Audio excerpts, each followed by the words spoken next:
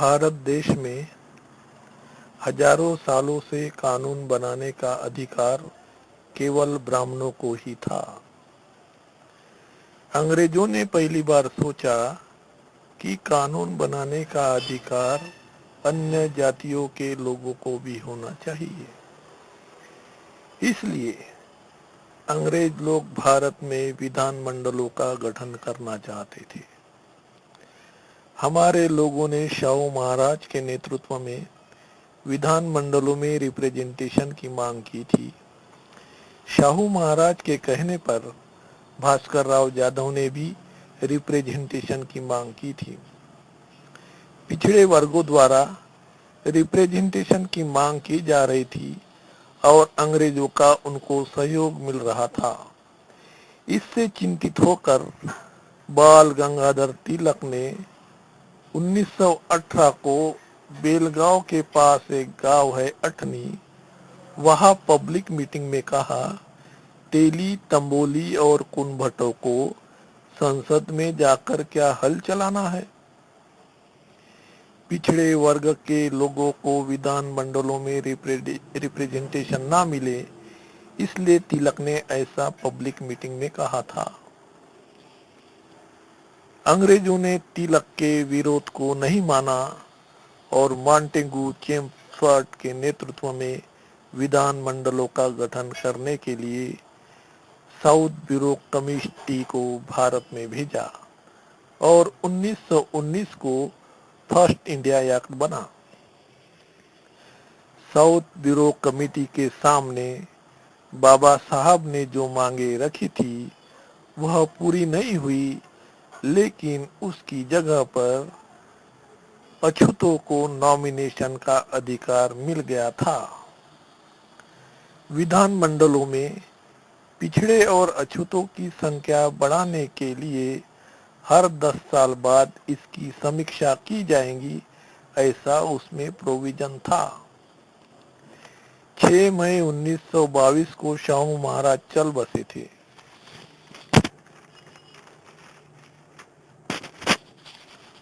1 अगस्त 1920 को तिलक का मृत्यु हो गया था और गांधी जी कांग्रेस के नेता बन चुके थे।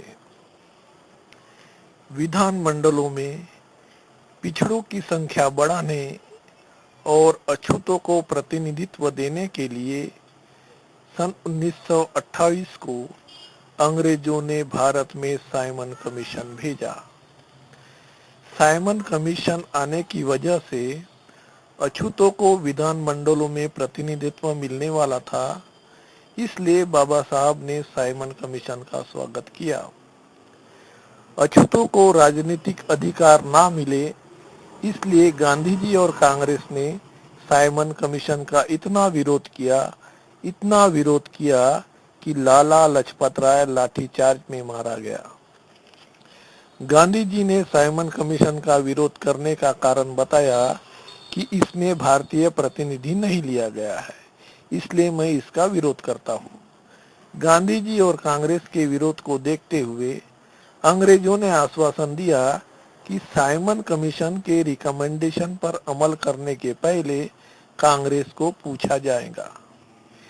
इस आश्वासन की पुष्टि करने के लिए अंग्रेजों ने 1931 में इंग्लैंड में फर्स्ट राउंड टेबल कॉन्फ्रेंस बुलाई। फर्स्ट राउंड टेबल कॉन्फ्रेंस में गांधी जी को छोड़कर सारे नेता गए और बाबा साहब भी गए। फर्स्ट राउंड टेबल कॉन्फ्रेंस में बाबा साहब ने 4 मांगे रखी: separate electorate, dual voting, adequate representation और adult franchise. First round table conference का रिपोर्ट पब्लिश हुआ और उसे गांधी जी ने पढ़ा। फर्स्ट राउंड टेबल कॉन्फ्रेंस के रिपोर्ट पर डिसीजन लेने के लिए सन 1932 में सेकंड राउंड टेबल कॉन्फ्रेंस बुलाई गई। उसमें गांधी जी को निमंत्रण नहीं था। कांग्रेस को कहा गया था अपना प्रतिनिधि भेजो और गांधी जी चले गए। गांधी जी को लगा कि अगर मैं सेकंड राउंड टेबल कॉन्फ्रेंस में नहीं गया तो बाबा साहब की सारी मांगे मंजूर हो जाएंगी और अछूतों को स्वतंत्र मतदार संघ मिल जाएगा। उससे अछूतों द्वारा चुने गए सच्चे प्रतिनिधि विधान मंडलों में जाएंगे और अपने समाज की तरक्की और सुरक्षा के लिए कानून बनाएंगे और सवर्णों का अछूतों पर अन्याय अत्याचार करने का सालों पुराना सिलसिला समाप्त हो जाएगा। इसलिए सेकंड राउंड टेबल कॉन्फ्रेंस में गांधी जी ने कहा, मैं डॉक्टर आम्बेडकर की सारी मांगों का विरोध करता हूँ। और आगे गांधी जी ने कहा, मुसलमानों को स्वतंत्र मतदार संघ दिया जाता है तो इसका मुझे विरोध नहीं। एंग्लो इंडियन को स्वतंत्र मतदार संघ दिया जाता है तो इसका मुझे विरोध नहीं। क्रिश्चियनों को स्वतंत्र मतदार संघ दिया जाता है तो इसका मुझे विरोध नहीं। सिखों को स्वतंत्र मतदार संघ दिया जाता है तो इसका भी मुझे विरोध नहीं। लेकिन अछूतों को स्वतंत्र मतदार संघ दिया गया तो मैं इसका विरोध करता हूँ। अगर डॉक्टर आम्बेडकर की मांगे मंजूर हुई तो मैं जान की बाजी लगा दूंगा और अपनी जान दे दूंगा, ऐसा गांधी जी ने कहा। मगर अंग्रेजों ने गांधी जी की बातों को नहीं माना और बाबा साहब की सारी मांगे मंजूर हुई और 17 सितंबर 1932 को कम्युनल अवार्ड डिक्लेयर हुआ। बाबा साहब की सारी मांगे मंजूर होने पर उसके विरोध में भारत के लोगों को बाबा साहब के खिलाफ भड़काकर देश में सवर्ण और अछूतों के बीच दंगा भड़काकर हिंसा फैलाने की गांधी जी की योजना थी। इसलिए अंग्रेजों ने गांधी जी को अरेस्ट किया और एरवड़ा के जेल में बंद किया।